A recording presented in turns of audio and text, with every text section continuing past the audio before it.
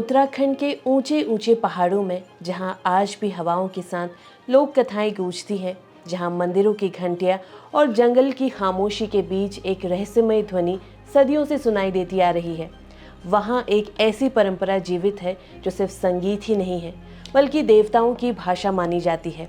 और उस परंपरा का नाम है ढोल सागर। कहते हैं ढोल सागर एक ऐसी आवाज़ है जिसे सुनते ही पहाड़ के लोगों के रोंगटे खड़े हो जाते हैं। लेकिन क्या आप जानते हैं कि आखिर ये ढोल सागर है क्या? इन थापों की शुरुआत कैसे हुई? कौन थे वो शख्स जिन्होंने पहली बार ढोल बजाया? क्या सच में इसकी रचना ब्रह्मा, विष्णु और शिव ने मिलकर की थी? और सबसे बड़ा सवाल, क्या ढोल दमोह वास्तव में देवी देवताओं से संवाद करने का एक माध्यम है, या फिर इसके पीछे छुपा है सदियों पुराना एक ऐसा राज जो आज तक हम पूरी तरीके से नहीं समझ पाए? तो चलिए, तेरे पहाड़ मेरे पहाड़ के इस एपिसोड में आज हम जानते हैं इन सभी सवालों के जवाब। इसके साथ ही आपको बताएंगे 1913 से शुरू हुई ढोल सागर के शोध की अनसुनी कहानी। साथ ही जानेंगे सदियों पुरानी ये देव परंपरा धीरे धीरे लुप्त क्यों होती जा रही है।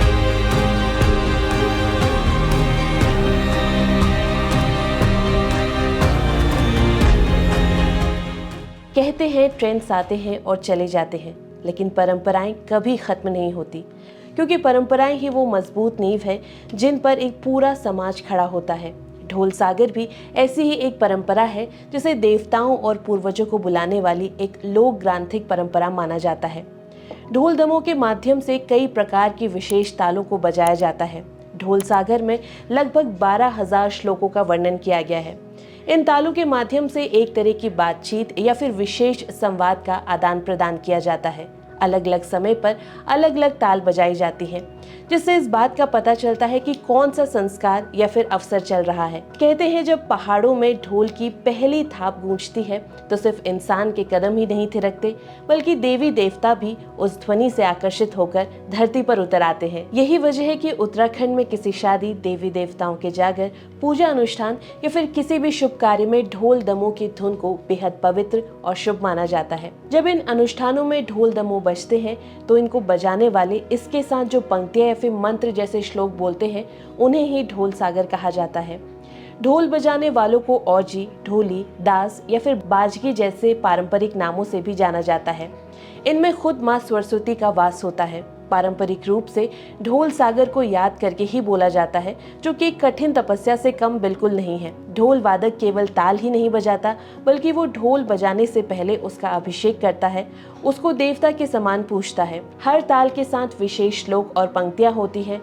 देवी देवताओं के रूप को जागृत करने के लिए सबसे पहले बजाई जाने वाली ताल मंगल बधाई ताल है, जिसके माध्यम से उनका आवाहन किया जाता है। इसके बाद ही सभी मंगल कार्य जैसे शादी, हल्दी हाथ, बारात प्रस्थान, पूजा अनुष्ठान आदि कार्यों में विशेष प्रकार की तालों को बजाया जाता है। देवताओं के आगमन के समय की ताल और विदाई के समय की ताल में भी काफी ज्यादा अंतर होता है। ढोल सागर में ऐसी धुनें भी हैं जो मौसम के बदलने, खेती के समय और शुभ अशुभ कार्य की सूचना भी देते हैं। मान्यता है कि हर थाप का अपना एक अर्थ होता है। हर ताल एक संदेश देती है, और अगर कभी गलत थाप बजा दी जाए तो ये अशुभ संकेत भी बन सकती है। ढोल सागर को लेकर कई कथाएं पहाड़ों में प्रचलित है, तो अब उन्हीं कहानियों को आपको बताते हैं। ढोल सागर की उत्पत्ति को लेकर मुख्य रूप से दो धारणाएं सामने आती हैं, एक पौराणिक और दूसरी लोक परंपराओं में रची बसी कहानी। पौराणिक कथा के अनुसार ढोल की रचना त्रिदेव यानी कि ब्रह्मा, विष्णु और शिव ने मिलकर की थी। कहा जाता है कि भगवान विष्णु ने तांबा गलाकर ढोल का ढांचा बनाया, ब्रह्मा ने उसकी रस्सियां तैयार की और शिव ने उस पर सूर्य और चंद्रमा के प्रतीक स्वरूप खाल चढ़ाकर उस पर प्राण फूंक दिए। उस समय भगवान शंकर ने खुश होकर डमरू बजाते हुए नृत्य किया और तब उनके पसीने से एक कन्या औजी पैदा हुई। उन्होंने ही उसे उस ढोल को बजाने की जिम्मेदारी दी। औजी ने इस ढोल को उलट पलट कर 4 शब्द बेद, बेताल, बाहु और बाइल का निर्माण किया। तो वहीं दूसरी लोक कथाएं बताती हैं कि इसकी शुरुआत तब हुई जब भगवान शिव ने माता पार्वती को खुश करने के लिए अपने डमरू से पहली बार ढोल की ध्वनि को उत्पन्न किया। उस समय शिव के एक गण औजी ने इस रहस्यमय सुरों और तालों को सीख लिया, जिसके बाद ये ज्ञान पृथ्वी तक पहुंचा और पीढ़ी दर पीढ़ी मौखिक यानी कि बोलचाल की भाषा में ही आगे बढ़ाया गया। यही वजह है कि आज भी ढोल सागर को सिर्फ संगीत नहीं बल्कि एक जीवित विधा माना जाता है। ढोल को शक्ति और दमों को शिव का प्रतीक माना जाता है। इन दोनों की संयुक्त ध्वनि को ब्रह्मांडीय ऊर्जा के संतुलन का प्रतीक समझा जाता है। हालांकि 15वीं और 16वीं शताब्दी में भी इसका जिक्र आता है। आईने अकबरी जैसे मुगल कालीन दस्तावेजों में इसका उल्लेख मिलता है, जिससे ये बात स्पष्ट होती है कि उस समय तक भी भारतीय जनजीवन का ये एक हिस्सा बन चुका था। इतिहासकारों के अनुसार ढोल का संबंध पश्चिमी एशिया से माना जाता है, लेकिन उत्तराखंड के पहाड़ों में इसकी पहचान केवल एक वाद्य यंत्र के तौर पर नहीं है, बल्कि देव संस्कृति की आत्मा के रूप में इसे जोड़ा जाता है।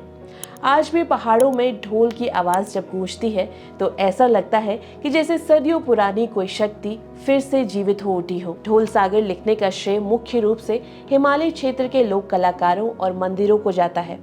ये कहना कठिन है कि विशेष रूप से ये पहली बार कौन से गांव या फिर शहर में बजाया गया, लेकिन ये सुनिश्चित है कि उत्तराखंड के पुराने मंदिरों और जागर केंद्रों, विशेषकर जागेश्वर, केदारनाथ और बद्रीनाथ के आसपास के गांवों में ढोल सागर सबसे ज्यादा वास्तविक और शुद्ध रूप में विकसित हुआ। ढोल सागर में देवी देवताओं को बुलाना केवल उन्हें आमंत्रित करना नहीं माना जाता, बल्कि ये पूरा ध्वनि अनुष्ठान होता है, जिसे उत्तराखंड में जागर नाम दिया गया है। लोक मान्यताओं के अनुसार देवी देवता किसी मंदिर या फिर मूर्ति तक सीमित नहीं रहते, बल्कि वे अदृश्य लोकों और ऊर्जाओं में निवास करते हैं, और इन्हीं तक पहुंचने के लिए बनती है ढोल की ध्वनि, जागर की प्रक्रिया। इस ढोल सागर में 3 महत्वपूर्ण चीजें मानी जाती हैं: ध्वनि, लय और मंत्र। और जब ये तीनों साथ में मिलते हैं तब एक ऐसी ऊर्जा उत्पन्न होती है जो सामान्य माहौल को भी बिल्कुल बदल देती है।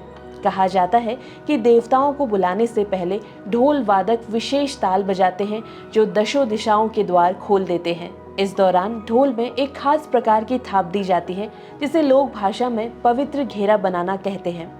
मान्यता है कि ये घेरा अनुष्ठान को नकारात्मक शक्तियों और बाधाओं से सुरक्षित रखता है। ढोल सागर की सबसे खास बात ये मानी जाती है कि हर देवी देवता की अपनी पहचान, अपनी अलग लय और अपनी ताल होती है।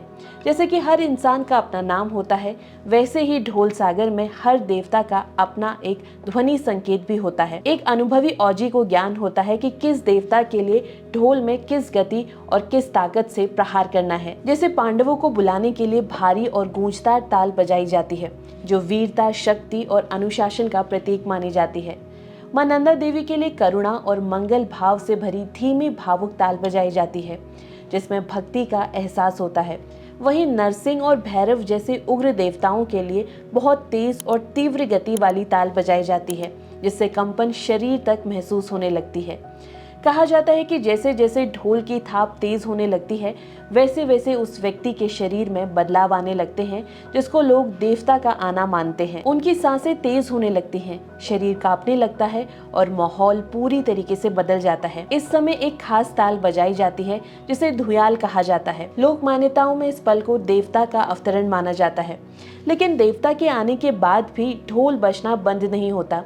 उस समय ढोल की थाप धीमी और शांत हो जाती है और पशवा उस लय पर नाचता है या फिर लोगों की समस्याएं सुनकर उनका समाधान बताता है। इसे देव नृत्य कहा जाता है। जब पूरा अनुष्ठान खत्म हो जाता है तब ढोल पर एक खास विदाई ताल बजाई जाती है। मान्यता है कि इस ताल के जरिए देवी देवताओं को सम्मान के साथ वापस उनके लोक में विदा कर दिया जाता है।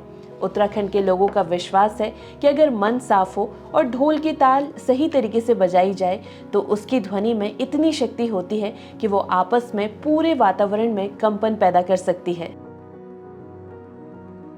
ढोल सागर की सबसे खास बात यह है कि दुनिया के दूसरे संगीत ग्रंथों से बिल्कुल अलग मानी जाती है। हैरानी की बात यह है कि इसका पूरा ज्ञान सदियों से किसी किताब में नहीं लिखा गया। ये केवल गुरु से शिष्य तक सुनकर, समझकर और लगातार अभ्यास के जरिए आगे बढ़ता रहा। यही वजह है कि ढोल सागर को सिर्फ सीखा नहीं जाता, बल्कि इसे एक साधना की तरह अपनाया जाता है। कहा जाता है कि ढोल की हर थाप का अपना एक अलग मतलब होता है। पुराने के समय में जब फोन या फिर संचार का कोई साधन नहीं था, तब पहाड़ों के दूर दराज के गांव में ढोल की आवाज से ही संकेत पहुंच सकता था। अलग अलग तालों से लोगों को पता चलता था कि गांव में कोई शुभ कार्य हो रहा है या कोई संकट आने वाला है या किसी देवी देवता का जागर लगाया जा रहा है। ढोल सागर में घिन, ता, धुना, ना जैसे शब्द सिर्फ आवाज नहीं होते, बल्कि इन्हें एक भाषा की तरह समझा जाता है। जैसे अक्षरों को जोड़कर बनाए जाते हैं वाक्य, वैसे ही इन ध्वनि को जोड़कर, तालों को जोड़कर एक खास संरचनाएं बनाई जाती हैं, जिन्हें कोद कहा जाता है। और इन्हीं में देवी देवताओं की स्तुति, प्रकृति का रहस्य और जीवन से जुड़ी बातें छिपी रहती हैं। लोक मान्यताओं के अनुसार जैसे वेद मंत्रों का गलत उच्चारण अशुभ माना जाता है, वैसे ही ढोल सागर में भी सही ताल और लय बहुत ही महत्वपूर्ण होती है।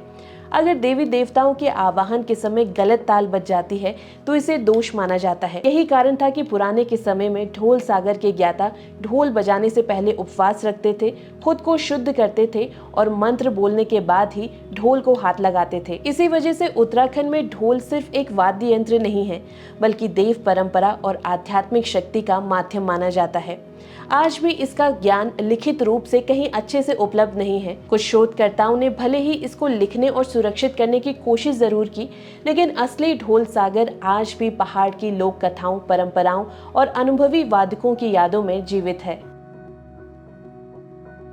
जैसे कि हमने आपको बताया कि ढोल सागर का ज्ञान किसी किताब में नहीं लिखा गया था। ये पूरी तरह गुरु शिष्य परंपरा पर आधारित एक मौखिक विधा थी। लेकिन समय के साथ जब पुरानी पीढ़ी खत्म होने लगी तो ये ज्ञान धीरे धीरे लुप्त होने लगा। तब कुछ विद्वानों और लोक कलाकारों ने इसे लिखित रूप से सुरक्षित करने की कोशिश जरूर की। पुराने सूत्रों और लोक परंपराओं के अनुसार लगभग 1913 के आसपास ढोल सागर पर विस्तृत शोध का कार्य शुरू किया गया। उस समय शोधकर्ता अलग अलग पहाड़ी गांवों में जाकर ढोल वादकों, जागरिया कलाकारों और बाजगी परिवारों से तालों, मंत्रों और लोक परंपराओं की जानकारी इकट्ठा करते थे। ये काम आसान नहीं था, क्योंकि हर क्षेत्र की तालों के नाम और उन्हें बजाने की शैली अलग अलग होती थी। कई लोग इसे देव विधा मानकर आसानी से साझा भी नहीं करते थे, लेकिन धीरे धीरे मौखिक परंपरा को कागज में उकेरने का प्रयास आगे बढ़ा। ढोल सागर को पहली बार लिखित रूप से प्रकाशित करने का श्रेय पंडित भवानी दत्त थपलियाल को दिया जाता है। उन्होंने 1926 में ढोल सागर का एक प्रारंभिक संस्करण प्रकाशित किया, जिसे भारत प्रिंटिंग प्रेस मेरठ में छापा गया।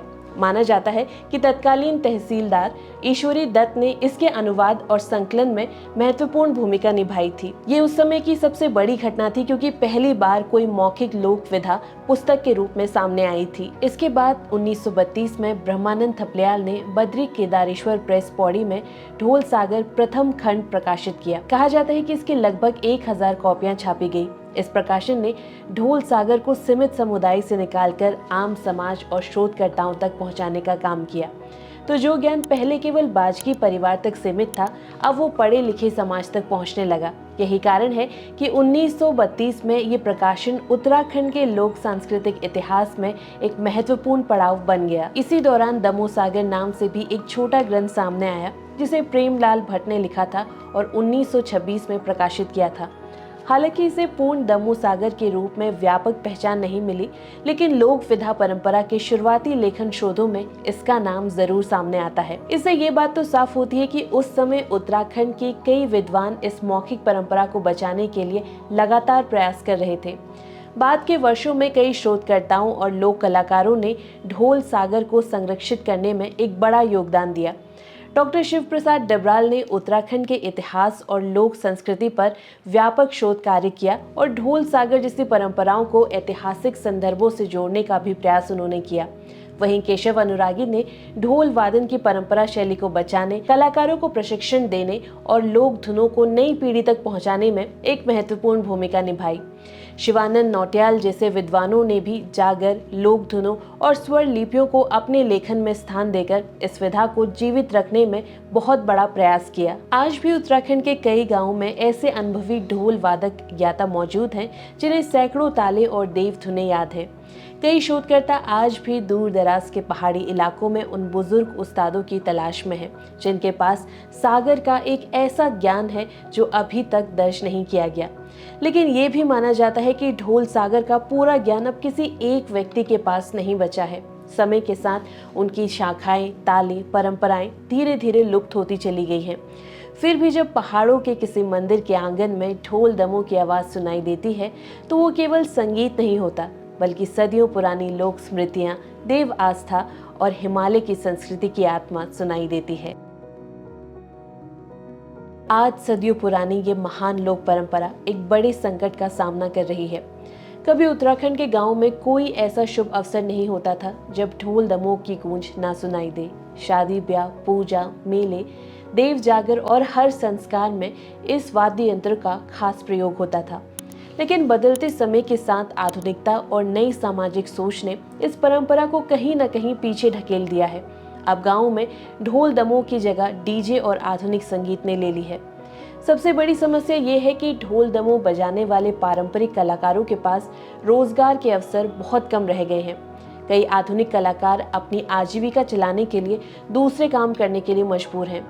यही कारण है कि नई पीढ़ी इस कला को सीखने और आगे बढ़ने में रुचि नहीं दिखा रही। कहा जाता है कि पुराने उस्ताद इस विधा को बहुत ही गुप्त रखते थे। कई लोग तो इस डर से अपनी पूरी विधा किसी को नहीं सिखाते थे कि इसका कहीं गलत इस्तेमाल न हो जाए। नतीजा ये हुआ कि कई महान उस्ताद अपने साथ ढोल सागर का अनमोल ज्ञान हमेशा के लिए ले गए और जब तक इसके लिखने और रिकॉर्ड होने का काम शुरू हुआ तब तक इसकी कई ताले, मंत्र और परंपराएं हमेशा के लिए खो चुकी थी। अगर समय रहते इन परंपराओं को बचाने के प्रयास अभी भी नहीं किए गए तो आने वाले समय में ढोल सागर केवल किताबों और कहानियों तक ही सीमित रह जाएगा, जबकि उत्तराखंड की पहचान उसकी लोक संस्कृति, लोक संगीत, देव परंपराओं से ही है। इसलिए ये बेहद जरूरी है कि सरकार, सांस्कृतिक संस्थाएं और समाज मिलकर इसे बचाने का ठोस कदम उठाएं। गांव-गांव में जागरूकता कार्यक्रम चलाए जाएं, स्कूलों और विश्वविद्यालयों में लोक विधा यंत्रों की शिक्षा दी जाए, पारंपरिक कलाकारों को आर्थिक सहायता के साथ सम्मान भी मिले और पुराने ढोल सागर ज्ञाताओं की रिकॉर्डिंग को डिजिटली संरक्षित किया जाए ताकि उनका ज्ञान आने वाली पीढ़ी तक सुरक्षित पहुंच सके। क्योंकि अगर ढोल सागर की ये परंपरा खत्म होती है तो ये केवल एक संगीत कला का खत्म होना नहीं होगा, बल्कि अपनी संस्कृति, अपनी पहचान और हिमालय की सदियों पुरानी आत्मा का एक अमूल्य हिस्सा हमेशा के लिए हम खो देंगे। और शायद आने वाली पीढ़ियां सिर्फ किताबों में ही पढ़ेंगी कि कभी उत्तराखंड की घाटियों में ढोल की गूंज इंसानों को ही नहीं बल्कि देवता तक को धरती पर उतार देती थी।